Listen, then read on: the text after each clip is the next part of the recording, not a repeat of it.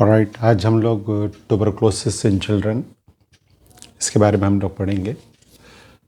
तो tuberculosis is a disease which is caused by a bacteria which is known as mycobacterium tuberculosis. ये bacteria का नाम है Mycobacterium tuberculosis. इसे हम लोग एसिड फास्ट बैसिलस भी कहते हैं, एसिड फास्ट बैसिलस। जैसे कि आपको लास्ट वाली वीडियो में आपको हमने बताया था कि टीबी का बैक्टीरिया उसे स्टेन करने के लिए एक स्पेशल स्टेनिंग की ज़रूरत होती है। तो ये बैक्टीरिया के अंदर, टीबी का बैक्टीरिया जो है, इसमें जो सेल वॉल होती है, उस सेल वॉल में लाइक माइकॉलिक एसिड है और दूसरे फैटी एसिड्स होते हैं, जिसकी वजह से इसमें स्पेशल क्षमताएँ होती हैं। और जब ज़ील नेल्सन स्टेन से इसे स्टेन कर देते हैं तो एसिड और अल्कोहल डालने पर भी इसका स्टेन, इसका कलर उतरता नहीं है, इसीलिए इसको एसिड फास्ट बैसिलस कहा जाता है। ये भी कहा जाता है इसको। ये लास्ट चैप्टर जो हमने बेसिकली, या लास्ट जो वीडियो था, इसी पर बनाया था ताकि इसके बेसिक्स के बारे में कुछ अंदाज़ा हो सके। माइकोबैक्टीरियम ट्यूबरक्लोसिस के अंदर कुछ खास बात है। जैसे Mycobacterium tuberculosis is a slowly dividing bacteria. जैसे अगर ये लंग्स में पहुंच जाए, अगर या बॉडी के किसी हिस्से में पहुंच जाए, तो वहां जाने के बाद ये बैक्टीरिया धीरे धीरे अपनी संख्या बढ़ाते, डिवाइडिंग, स्लो डिवाइडिंग बैक्टीरिया है। इनमें रेजिस्टेंस डेवलप करने की क्षमता होती है। यानी अगर किसी मरीज़ में ये बैक्टीरिया पहुँच जाए और टीबी की बीमारी हो जाए, तो उसको ट्रीट करने की जो दवाएं दी जाती हैं, उन दवाओं से बचने का रास्ता ढूंढ लेते हैं। ये उनसे बचने का तरीका इन्हें ये डेवलप कर लेते हैं, उसे हम लोग रेजिस्टेंस बोलते हैं। और इनके अंदर क्षमता होती है कि शरीर के इम्यून सिस्टम के जो लोकल सेल्स होते हैं मैक्रोफेज के अंदर, उनके अंदर ये सर्वाइव कर सकते हैं। That is very important. This makes TB a very important drug, very important बीमारी जो है। इस बैक्टीरिया के अंदर कुछ खास बात है जो, तो नॉर्मली अगर कोई टीबी का पेशेंट है और उसमें पल्मोनरी टीबी है, पल्मोनरी यानी लंग्स में टीबी है, पल्मोनरी टीबी यानी लंग्स में टीबी अगर है, राइट, और एक्सटेंसिव टीबी है किसी मरीज़ में, जैसे घर में कोई बड़ा आदमी है, बूढ़ा आदमी है, बड़ा आदमी है, एडल्ट है, या बड़ा बच्चा है, उसमें पल्मोनरी टीबी है, लंग्स में टीबी है, दैट इज़ इम्पॉर्टेंट।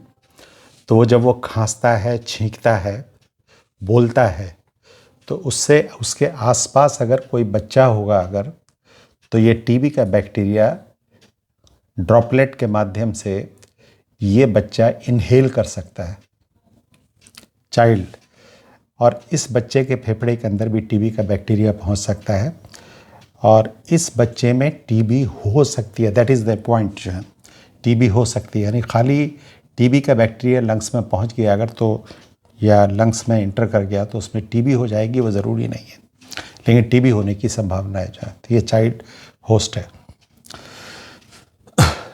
तो ऐसे बच्चे जो पल्मोनरी टीबी के काफ़ी क्लोज़ कांटेक्ट में रहते हैं, आसपास रहते हैं, बहुत क्लोज़ कांटेक्ट है, जैसे घर में बूढ़ा आदमी है और उसमें टीबी है, भयंकर वाली टीबी है, और ये बच्चा हमेशा उसके आसपास घूमता रहता है, उसके पास गोद में बैठा रहता है, खेलता रहता है, उसके आसपास में रहता है, और वो आदमी खांसता भी रहता है, या एक मदर है उसमें टीबी है, बच्चा उसके आसपास रहता है अगर, तो ऐसे बच्चों में जो टीबी के मरीज़ से बहुत क्लोज रिलेशन, क्लोज रहता है, इंटीमेट रहता है और लंबे समय के लिए रहता है, ऐसे बच्चों के अंदर टीबी का बैक्टीरिया घुसेगा, इंटर करेगा लंग्स में, और उसमें टीबी होने की संभावना होती है। जो ऑलराइट, दैट इज़ इम्पॉर्टेंट। और ऐसे बच्चों में भी, जैसे ये तो कांटेक्ट वाली बात हो, that is very important point, contact, इसका जिक्र आएगा, बार बार आएगा इसका। दूसरा ये है कि बच्चे जो जितने ज़्यादा यंग होते हैं, छोटे होते हैं, जितने ज़्यादा इमेच्योर हैं, छोटे बच्चे हैं, जैसे न्यूबॉर्न बेबी है, या और उससे ज़्यादा बड़े बच्चे हैं, कुछ महीनों के बच्चे हैं, मान लीजिए 5 साल से कम उम्र के बच्चे स्पेशली हैं, 6 साल से कम उम्र के बच्चे हैं स्पेशली, तो उनका जो डिफेंस सिस्टम, इम्यून सिस्टम, वो इतना मजबूत नहीं होता है और इसलिए उनके अंदर टीबी इन्फेक्शन होने की संभावना ज़्यादा होती है यंग एज। या कुछ बच्चे ऐसे होते हैं जिनमें जो कुपोषण का शिकार है, मेल न्यूट्रिशन का शिकार है, ये है ना, उनमें मेल न्यूट्रिशन है, ठीक से खाने पीने को नहीं मिलता है। या कुछ बच्चे ऐसे होते हैं जिनमें इम्यून डिफिशिएंसी, जैसे कई बार कुछ बच्चे ऐसे पैदा होते हैं जिनमें कोई ऐसी बीमारी है जिससे इम्यून सिस्टम, कल इससे पहले वाला जो चैप्टर हम बार बार आपको बता रहे थे वो इसीलिए पढ़ाया गया था ताकि आप इन सब बातों को समझ सकें जो है। तो इम्यून डेफिशिएंसी है, जैसे राइट, कि बैक्टीरिया को जो रोक सकते हैं WBCs जैसे लिम्फोसाइट्स, राइट, वो कमज़ोर है, इम्यून डेफिशिएंसी है उनमें। जैसे एक बच्चा है उसमें एड्स है, एड्स में हम जानते हैं कि लिम्फोसाइट्स, एड्स का वायरस लिम्फोसाइट को डिस्ट्रॉय कर देता है, राइट। अब ये एक सवाल ये होता है कि बच्चे में कैसे एड्स हो सकता है, ये लोग अलग से हम लोग पढ़ते हैं जो है। या बच्चों में ल्यूकीमिया है, बच्चों में लिम्फोमा है। इस तरह के अगर बच्चों में इम्यून डेफिशिएंसी अगर है तो बहुत छोटे बच्चे, मेलनरिश बच्चे और जिनमें इम्यून डेफिशिएंसी, ऐसे बच्चों में अगर टीबी का बैक्टीरिया अगर घुस जाए तो ये वहाँ अपनी पैठ बना लेगा और इसकी वजह से बीमारी होने की संभावनाएं ज़्यादा होती है, रिस्क ज़्यादा होता है इसमें जो है। ऑलराइट, तो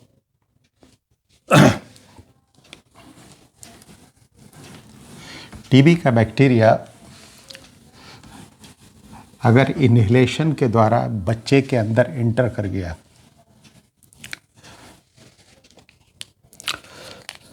राइट, लाइक ये बच्चा है,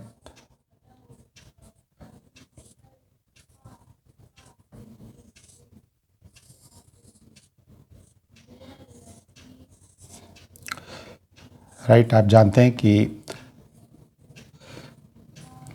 ये लैरिंग्स है, लैरिंग्स, ट्रैकिया और उसके बाद ब्रोंकस और उसके बाद लंग्स। तो टीबी का बैक्टीरिया अगर बच्चे के अंदर इंटर कर गया, यहाँ पहुँच गया अगर ये, तो ज़्यादातर ये जो अल्वेलस है, गुब्बारे की तरह जो स्ट्रक्चर अल्वेलस, और ये जो ब्रोंकाई है, तो ब्रोंकस है, अल्वेलस है, इनके अंदर जो मैक्रोफेज होते हैं, मैक्रोफेज जो इम्यून सिस्टम के सेल्स हैं जो गार्ड की तरह से एक्ट करते हैं, लाइक अल्वेलर मैक्रोफेज। तो अल्वेलर मैक्रोफेज जो होते हैं वो टीबी के बैक्टीरिया को खा जाते हैं, फैगोसाइटोसिस हो जाती है, फैगोसाइटोसिस के अंदर खा जाते हैं और उन्हें डिस्ट्रॉय कर देते हैं। पहला परिणाम ये है कि अगर किसी बच्चे में टीबी का बैक्टीरिया अंदर घुस गया तो अल्वेलर मैक्रोफेज उन्हें फैगोसाइटोसिस कर लेंगे, फैगोसाइटाइज कर लेंगे, खा जाएंगे, and they will kill and degrade, उन्हें मार डालेंगे जो। लेकिन दूसरा ये होता है कि कभी कभी बैक्टीरिया विरुलेंट होते हैं, बच्चे का इम्यून सिस्टम कमज़ोर है, यानी बैक्टीरिया, टीबी का बैक्टीरिया ज़्यादा विरुलेंट है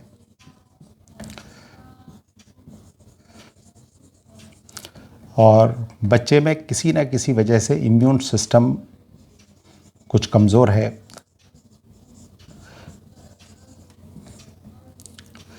तो टीबी का बैक्टीरिया मैक्रोफेज में, जैसे यहाँ पर जो मैक्रोफेज हैं जो नॉर्मली इन्हें खा जाते हैं, तो वो इसमें मल्टीप्लाई करने लगेंगे। मैक्रोफेज के अंदर मैक्रोफेज उन्हें खा जाएंगे, उसके बावजूद ये टीबी के बैक्टीरिया मैक्रोफेज के अंदर घुसकर,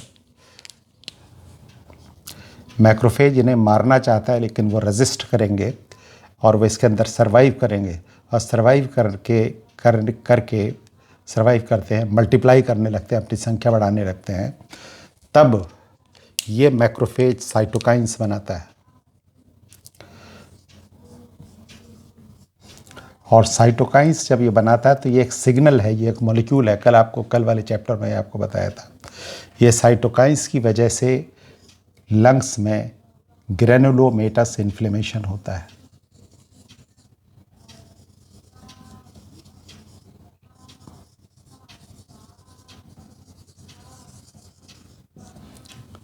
ऑलराइट, तो ये दूसरी संभावना जो है।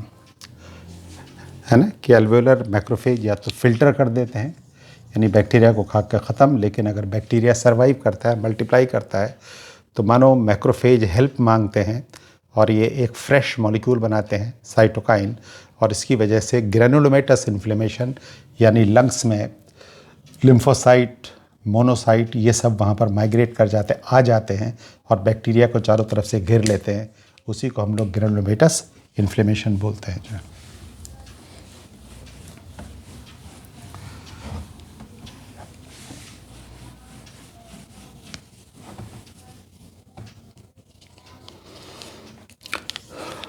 तो देखिए लंग्स में जो ग्रेनुलोमेटस इन्फ्लेमेशन है,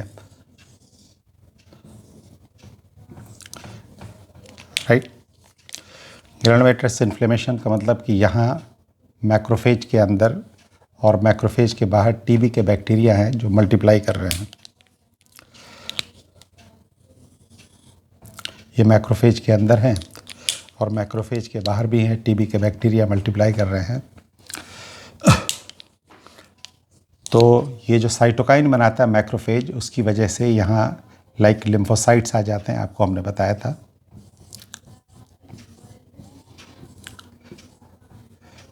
इसको लिम्फोसाइट्स चारों तरफ से, लिम्फोसाइट के अलावा मोनोसाइट्स हैं जो एपिथेलियोइड सेल्स का रूप लेते हैं, वो ट्रांसफॉर्म हो जाते हैं, अपना ट्रांसफॉर्मेशन हो जाता है, मोनोसाइट एपिथेलियोइड सेल्स में तब्दील होते हैं।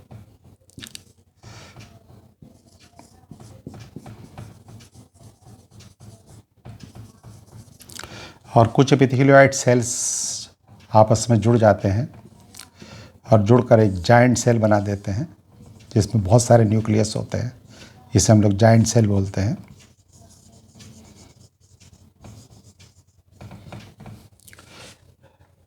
तो ये जो ग्रेनुलोमेटस इन्फ्लेमेशन है, इसे हम लोग, इसकी वजह से लंग्स का जो टिश्यू होता है, जो लंग्स का टिश्यू है, राइट, जैसे ये लंग्स है, ये स्पंज की तरह से होता है ये, इसमें बैक्टीरिया के अगेंस्ट में WBCs का एक्शन है।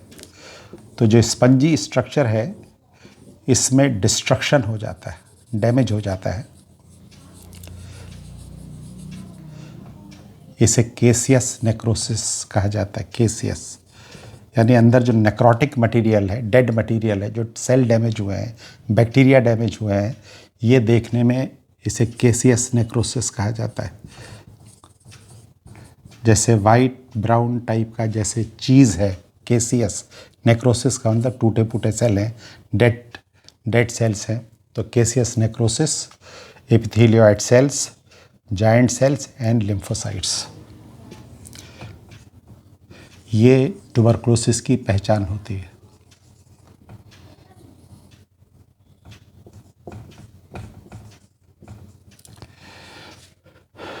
राइट, तो WBCs के एक्शन की वजह से टीबी के बैक्टीरिया को कंटेन कर लिया गया, फैलने से रोक लिया गया, लेकिन इसमें थोड़ा सा टिश्यू डैमेज हुआ है लंग्स का, तो इसे delayed type of hyper sensitivity कहा जाता है। ये कल आपको बताया था, DTH, delayed type of hyper sensitivity, यानी शरीर का इम्यून सिस्टम टीबी के बैक्टीरिया को रिकॉग्नाइज करने के बाद जब एक्शन शुरू करता है तो उसमें कुछ समय लगता है, जिसको हम लोग डेमोस्ट्रेट कर सकते हैं कि इनको कुछ समय लगता है। डिलेड बोलते हैं, इसलिए इमीडिएट एक्शन नहीं होता है, राइट। तो delayed type of hyper sensitivity को डेमोस्ट्रेट करने के लिए हम लोग एक टेस्ट करते हैं जो अभी हम लोग पढ़ेंगे, लाइक मंटूक्स टेस्ट।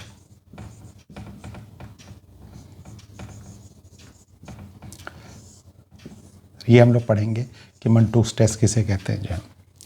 तो देखिए इसमें कई सारे शब्द हैं, ग्रेनुलोमेटस इन्फ्लेमेशन और जायंट सेल्स। टीबी के अंदर जो जायंट सेल्स हैं इनका अरेंजमेंट इस तरह से होता है जैसे आपको दिखाई दे रहा है ये। तो जायंट सेल्स हैं, एपिथेलियोइड सेल्स, ये इसे हम लोग ग्रेनुलोमेटस इन्फ्लेमेशन बोलते हैं। हाइपर सेंसिटिविटी क्यों है? बिकॉज इसमें टिश्यू का डिस्ट्रक्शन हो गया है। नॉर्मली ये इस तरह से रिएक्ट करते हैं, एक्शन लेते हैं जिसमें टिश्यू सेल डैमेज नहीं होना चाहिए, लेकिन इसमें डैमेज हुए हैं इसमें, इसे हम लोग delayed type of hyper sensitivity. अब डिलेड शब्द का इस्तेमाल ये है कि बैक्टीरिया को रिकॉग्नाइज करने के बाद जो इन्फ्लेमेशन है, इसकी जो एक्टिविटी होती है, राइट, इसको शुरू होने में समय लगता है इसको, और उसमें सेल डैमेज होते हैं, इसीलिए delayed type of hyper sensitivity कहा जाता है। अब इसको डेमोस्ट्रेट कैसे करते हैं हम कि delayed type of hyper sensitivity है, तो इससे हम लोग मंटूस टेस्ट है जो कि इस बीमारी को डायग्नोस करने में भी मदद करता है, तो इसे हम लोग मंटूस टेस्ट बोलते हैं जो हम, राइट। Alright, thank you.